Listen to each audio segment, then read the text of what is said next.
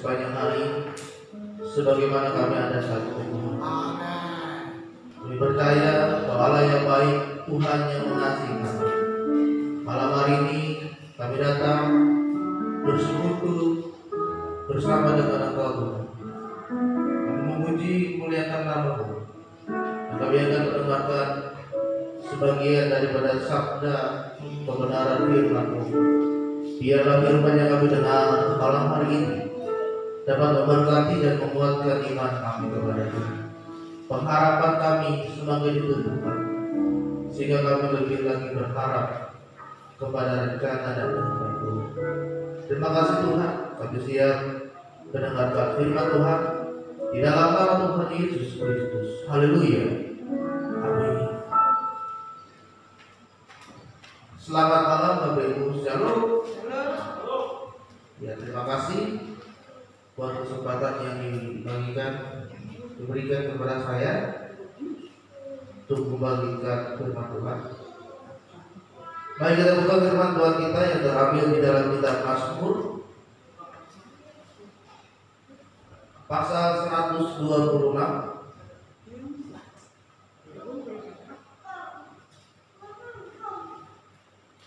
Kitab Mazmur pasal 126.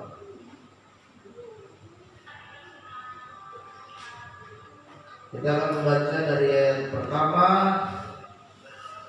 sampai dengan ayat ke-6. Kitab Mazmur pasal 126 ayat pertama sampai dengan ayat ke-6. Kita baca secara bergantian. Saya akan membaca ayat yang pertama, Bapak Ibu akan membaca ayat yang kedua, dan seterusnya sampai dengan ayat yang ke-6. Demikianlah firman Tuhan. Ketika Tuhan memulihkan keadaan Sion, keadaan kita seperti orang-orang yang bermimpi. Ayat yang kedua.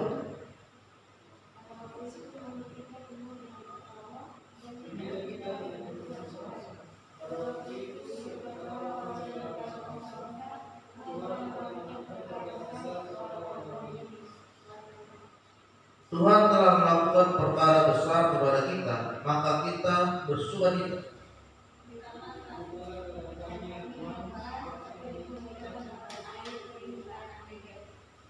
Orang-orang yang menabur dengan menjujurkan air mata akan menuai dengan bersorak-sorai.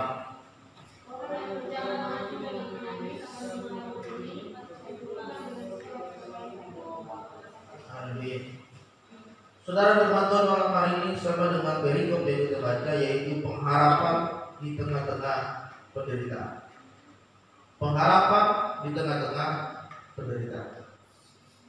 Kalau kita membaca di pasal 126, ini merupakan kisah bagaimana bangsa Israel berhasil keluar dari tanah Babel. Mereka menderita di sana, mereka menjadi tawanan di sana, mereka menjadi pekerja buruh di sana, dan mereka harus hidup susah dan mengalami kesengsaraan di sana. Banyak bangsa Israel merasa mereka akan selamanya menderita di tanah tersebut. Banyak mereka yang merasa mereka tidak bisa bebas, dan sampai keturunan mereka pun akan menjadi tawanan di sana.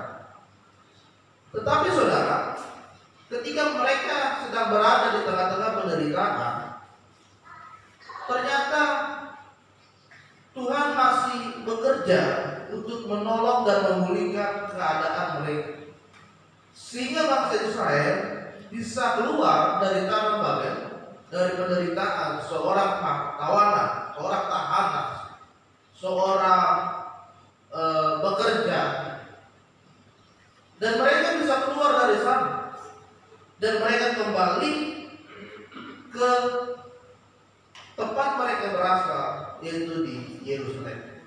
Sehingga saudara, di tengah-tengah penderitaan mereka pasti ada harapan. Dan ini yang kita alami saat ini. Bagaimana kita sedang mengalami penderitaan yang sangat besar. Bukan hanya terjadi di daerah-daerah lain, bahkan di daerah kita pun sudah terjadi. Semalam saya dihubungi oleh salah satu teman guru kami. Dia tinggal di daerah Kembangan. Dia bilang, "Pak, bisa bantu nggak supaya saya bisa isolasi mandiri jam 10 malam?" Lalu saya bilang, "Ibu memang positif corona?" "Iya Pak, saya sudah PCR dan ternyata saya positif. Dan anak saya pun PCR dan dia positif." Lalu saya share tempat-tempat isolasi mandiri.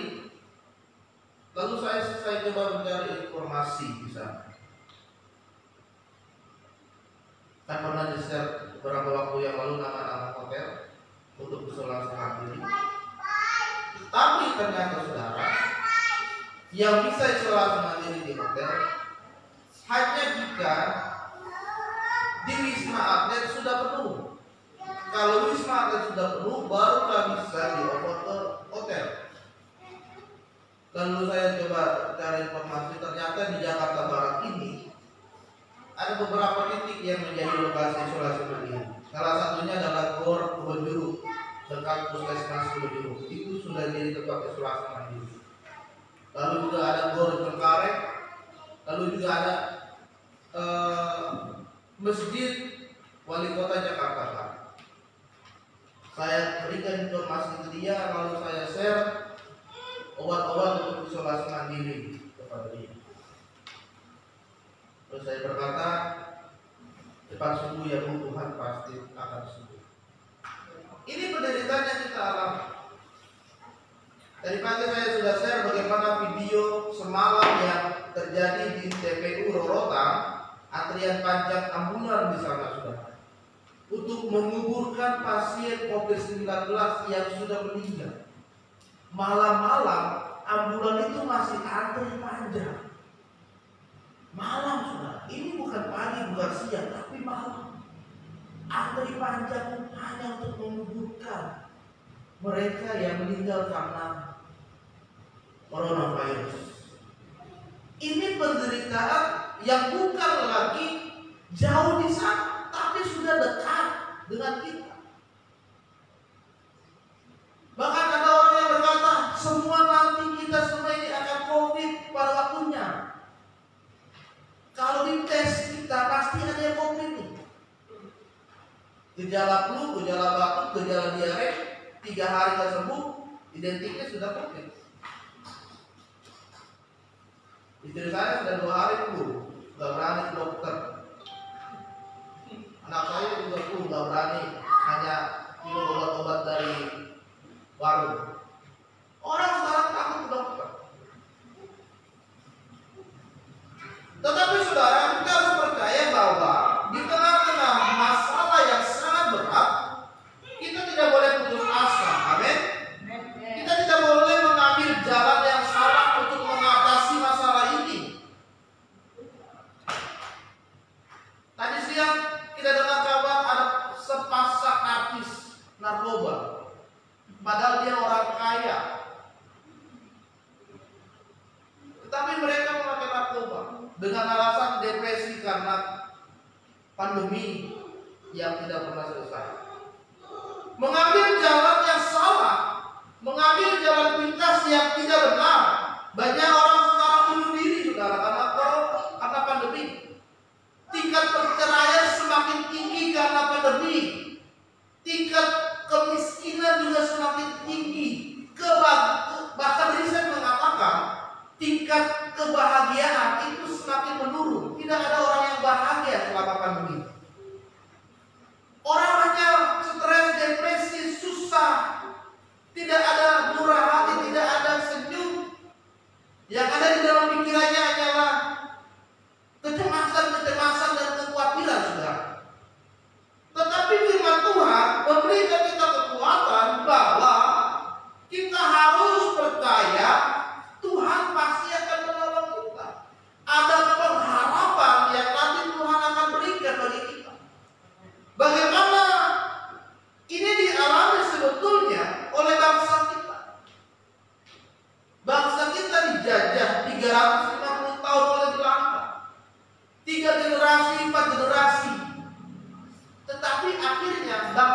kita bisa lepas dari penjajahan dan merdeka menjadi negara sendiri.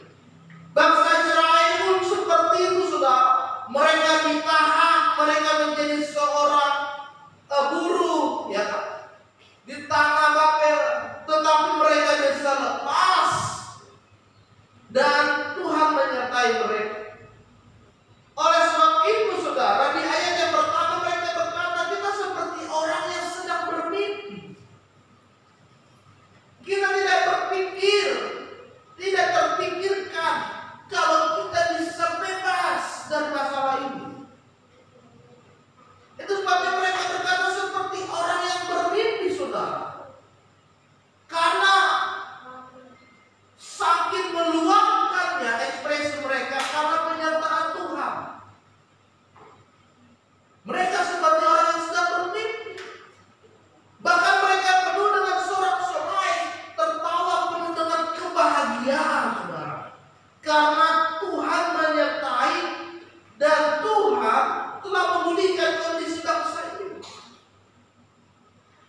Malam ini kita akan belajar apa yang harus kita lakukan supaya di tengah-tengah penderitaan kita memperoleh pengharapan.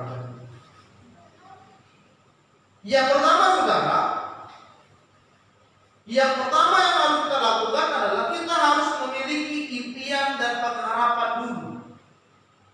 Di dalam Mazmur pasal 33 ayat 18 berkata demikian, sesungguhnya mata Tuhan tertuju kepada mereka yang takut akan Dia, bagi mereka yang mengharapkannya.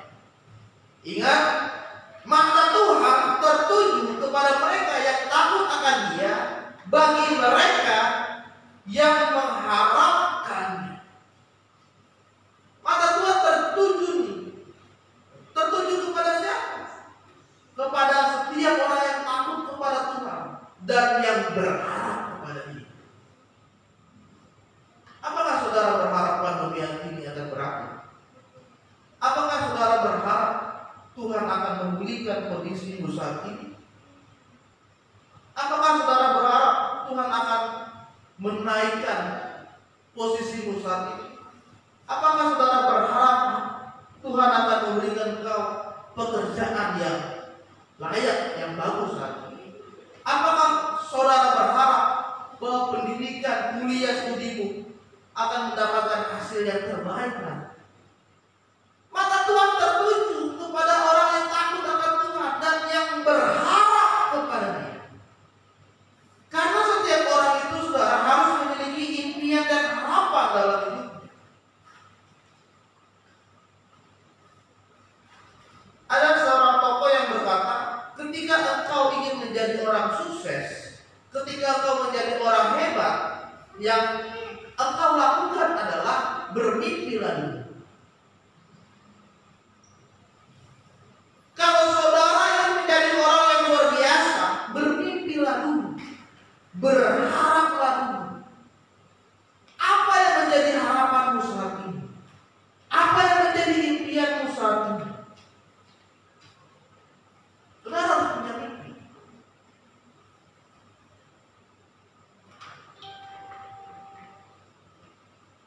Ketika kita sudah memiliki mimpi dalam hidup kita, itu yang membuat kita akan mampu bertahan dan berjalan di tengah-tengah kesulitan. Kita punya pengharapan Tuhan, pandemi ini akan berakhir Tuhan. Kita terus berharap Tuhan, Engkau pasti akan tolong saya Tuhan. Maka harapan saudara, itulah yang akan membuat saudara dapat bertahan dan berjalan terus di tengah-tengah kesulitan. Amin. Dan ketika saudara memiliki mimpi, tetapi saudara juga harus mengisi harapan saudara dengan pikiran yang baik. Filipi 4 ayat 8 berkata, semua yang benar, semua yang mulia, semua yang adil, semua yang suci, semua yang manis, semua yang sedap didengar, semua yang disebut kebajikan dan patut dipuji, pikirkanlah semua. Jadi ketika saudara sedang punya persoalan, pikirkanlah semua yang baik, pikirkanlah semua yang benar, Pikirkanlah semua yang suci. Pikirkanlah semua yang indah. Pikirkanlah.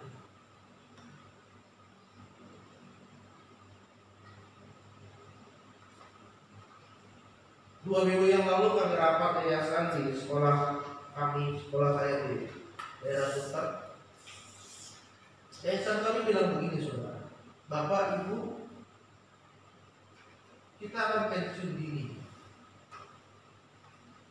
Pensiun tadinya umur 55, sekarang 50 sudah harus pensiun. Lalu dia bilang, kebijakan terberat bahwa akan dipotong gaji. Saya ini karena tidak dapat transport, karena saya tidak bersekolah, saya ini hanya dapat gaji pokok, dan itu nanti akan dipotong lagi. Akan dipotong lagi. Kebijakan yang terberat. Kalau penerimaan murid sedikit yang mendaftar, sedikit uang masuknya, maka kebijakan terberat itu potong gaji. Tetapi kalau saya pikirkan itu terus, itu akan menambah pikiran saya, akan membuat saya depresi, akan membuat saya stres. Dan saya akan pikirkan, saya potong gaji, saya potong gaji, uang saya dari mana? Anak saya tahun ini akan sekolah 2, Teras akan masuk TK, si Barnabas akan kelas 2 SD, daftar pulang lagi. Saya harus bagaimana? Kalau saya pikirkan itu, saudara, saya akan habis waktu saya di sana. Tetapi yang harus kita lakukan adalah pikirkan semua yang baik. Oh, Tuhan pasti akan cukupkan semua. Oh Tuhan, saya berharap Tuhan akan sediakan semuanya tepat pada waktunya. Amin. Yang pertama adalah saudara harus berharap dulu kepada Tuhan. Karena Tuhanlah yang Maha Kuasa, Tuhanlah yang sanggup dan menolong dan mewujudkan apa yang menjadi impian dan harapan saudara. Mau jadi orang hebat? Bermimpilah dulu dari sekarang. Mau jadi orang yang dipakai untuk melayani Tuhan, bermimpilah dulu dari sekarang. Yang kedua, saudara, harus tetap bersuka cita. 1 Petrus 4 ayat 13 berkata demikian, sebaliknya bersukacitalah sesuai dengan bagian yang kamu dapat dalam penderitaan Kristus, supaya kamu juga boleh bergembira dan bersukacita pada waktu Ia menyatakan kemuliaannya. Jadi bagaimana kita menghadapi penderitaan adalah dengan menjaga sukacita itu. Mungkin kita bertanya bagaimana caranya kita bersukacita sedangkan kita sedang menderita saat ini. Tetapi saudara, bersukacita itu adalah pilihan kita. Karena bersukacita tidak dipengaruhi oleh situasi dan keadaan. Kesedihan kita boleh saja mewarnai perjalanan iman kita. Tetapi saudara, pastikan dalam keadaan yang berat sekalipun kita tidak kehilangan pengharapan, kita tidak kehilangan sukacita, sehingga pengharapan kita tetap terus ada dan tetap terus bertumbuh. Kita tidak hilang keyakinan, tetapi kita tetap terus percaya bahwa Tuhan pasti akan menolong kita. Firman Tuhan katakan tetaplah bersukacita.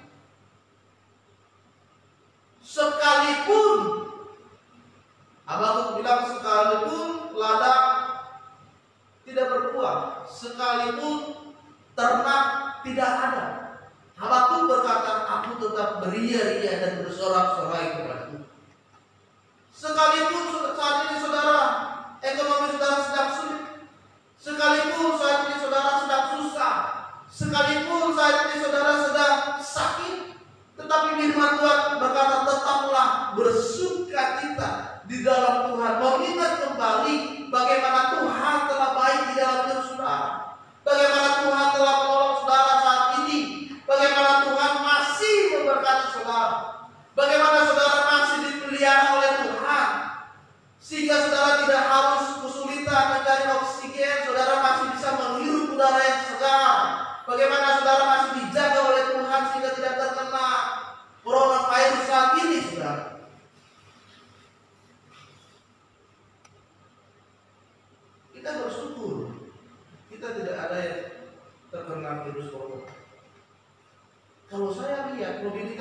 lumayan tinggi. Istri saya pergi keluar, Joris pergi keluar, Bapak Emil pergi keluar. Mobilitasnya kan banyak yang keluar. Karena kami tidak mungkin kami bekerja dari rumah.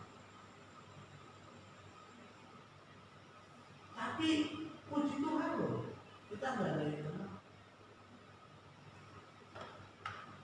Itu harus kita syukuri, saudara.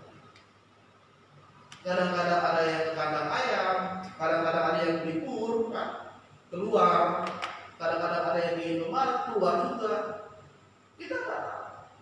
Orang yang sudah sangat skeptis sekalipun, ya kan, dengan corona ini dia kemajuan.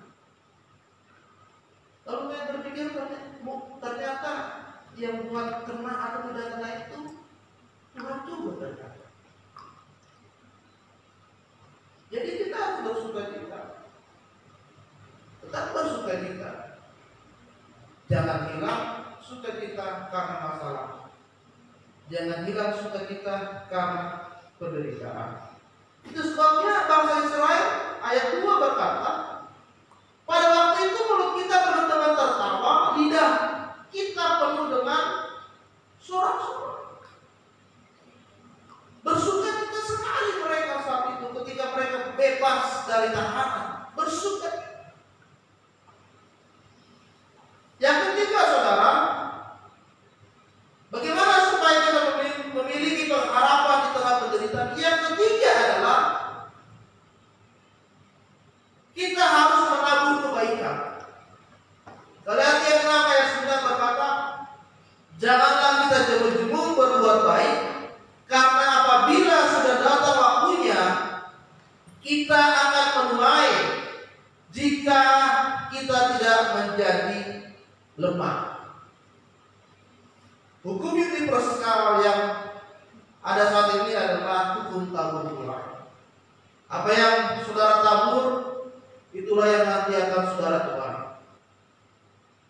Apa yang kita harapkan untuk kita tuai, maka kita harus menaburnya dulu, saudara. Seperti seorang petani yang mengharapkan akan menuai beras, dia harus menabur. Akan menuai padi, dia harus menabur dulu beras. Jika seorang petani ingin menabur beras yang kualitas bagus, menuai beras yang kualitas bagus, dia harus menabur dulu benih-benih yang kualitas bagus.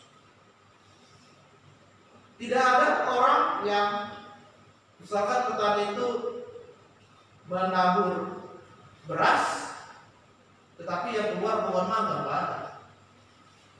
Tidak ada orang yang menanam pohon mangga, tiba-tiba yang keluar pohon pisang, nggak ada. Kalau orang menanam mangga, maka yang keluar mangga. Kalau orang menanam padi, maka yang keluar adalah beras. Maka apa yang sekarang sudah saudara tabur di dalam hidup saudara kepada orang lain, kepada sesama, kepada keluargamu, bahkan kepada dirimu sendiri. Loh, emang bisa menabur diri sendiri? Bisa. Emang bisa menabur kepada tetangga? Bisa. Apa yang saudara tabur dulu? Benihnya itu apa tuh? Apakah yang saudara tabur pertengkaran? Apakah yang saudara tabur iri, kebencian, bohong, dusta, penipuan, keserakahan, dendam? Atau saudara menabur yang lain? Menabur berbuat baik, menolong kepada orang lain, lalu memberikan pertolongan, lalu membantu orang yang sedang berkesusahan. Apa yang sudah saudara lakukan? Di ayat yang kelima dari kitab Mazmur tadi berkata, orang-orang yang menabur dengan mencucurkan air mata. Ya, orang-orang yang menabur, apa yang mereka tabur dulu? Air mata. Air mata. Mencucurkan, saudara tahu arti kata cucur nggak? Cucur itu terus menerus, bukan sekali menangis bukan, tapi terus itu namanya cucur. Jadi air matanya itu tidak pernah habis. Orang yang menabur dengan mencucurkan air mata, lihat apa yang dia tuai. Dia akan menuai dengan apa? Dengan bersorak-sorak. Yang menabur dengan mencucurkan air mata, yang dituai apa? Sorak-sorak. Bangsa Israel ketika mereka berada di tengah-tengah penderitaan, mereka menangis di hadapan Tuhan. Mereka berdoa kepada Tuhan, Tuhan, kapanlah kami keluar dari penderitaan ini? Tuhan, tolonglah kami. Tuhan, bebaskanlah kami. Maka yang mereka tuai adalah mereka sorak-sorai. Mereka bisa keluar dari tahanan dan mereka bersukacita yang luar biasa. Karena apa? Mereka sudah menabur dulu. Mereka menabur air mata, saudara, kepada Tuhan. Apakah saudara pernah mencucurkan air mata untuk gereja kita? Saya tanya dulu. Saudara pernah nggak menangis untuk gereja ini? Tuhan, berikanlah jiwa kepada gereja dan Tuhan, saya menangis. Apakah saudara pernah mencucurkan air mata untuk keluargamu? Tuhan, berkati ibu saya, Tuhan yang sudah tua, berikan kesehatan sambil menangis. Pernah nggak? Ini telepon orang tuanya 5 menit, udah ya mama, udah ya, mati. Pernah nggak saudara mencucurkan air mata untuk orang lain? Ya untuk orang lain aja, untuk keluarga aja nggak pernah, apalagi untuk orang lain. Pernah nggak engkau mencucurkan air mata untuk jemaat di tempat ini? Pernahkah engkau mencucurkan air mata untuk teman-teman sekantormu, teman-teman kuliahmu, teman-teman di tempat kerjamu?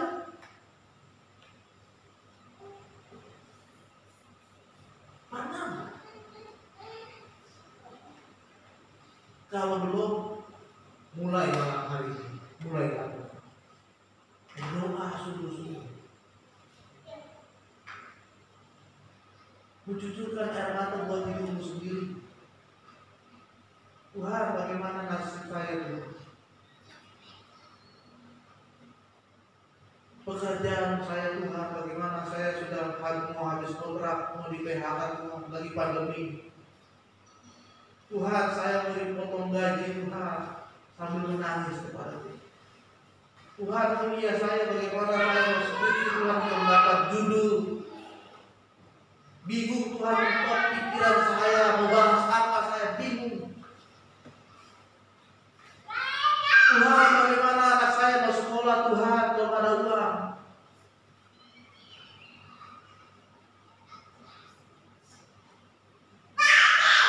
Amin. Baik, firman Tuhan katakan orang yang menabur dengan mencucurkan air mata akan menuai dengan sorak-sorai. Amin. Yang terakhir saudara, tetaplah bersabar. Yakobus 5 ayat 7 sampai 8 demikian berkata. Yakobus 5 ayat 7 sampai 8, saudara-saudara, bersabarlah sampai kepada kedatangan Tuhan. Sesungguhnya petani menantikan hasil yang berharga dari tanahnya, dan ia sabar sampai telah turun hujan musim gugur dan hujan musim semi. Kamu juga harus bersabar dan harus meneguh hatimu karena kedatangan Tuhan sudah dekat. Yang keempat saudara, tetaplah bersabar menantikan pertolongan Tuhan. Bersabar itu saudara bukan diam, bukan pasif, Tetapi bersabar adalah tetap berpengharapan kepada Tuhan, tetap setia melakukan kehendak Tuhan, bertekun dalam doa, dan jangan mudah putus asa. Bertekunlah di dalam doa dan jangan mudah putus asa. Itulah makna dari bersabar di sini, saudara. Tetaplah menabur walaupun dengan bercucuran air mata. Ayat ke-6 berkata, orang yang berjalan maju dengan menangis sambil menabur benih pasti pulang dengan sorak-sorai sambil membawa berkas. Ada kalimat yang menarik, ada kata yang menarik, yaitu orang yang berjalan maju. Ya, artinya apa? Dia bergerak, bukan diam. Dia tidak diam, saudara. Tetapi dia berjalan maju dengan menangis. Dia tetap bergerak melangkah ke depan. Tetapi dia terus menangis, mendoakannya kepada Tuhan. Bertekunlah di dalam doa, jangan putus asa, tetap bergerak melangkah maju ke depan. Maka kita lihat dia pulang dengan sorak-sorak dan sambil membawa berkas-berkas. Berkas itu diartikan dengan berkat-berkat dari Tuhan. Bersukacita sambil menerima berkat dari Tuhan. Amin. Tetaplah bersabar di tengah-tengah penderitaan kita saat ini sambil menantikan pertolongan dan pengharapan dari Tuhan.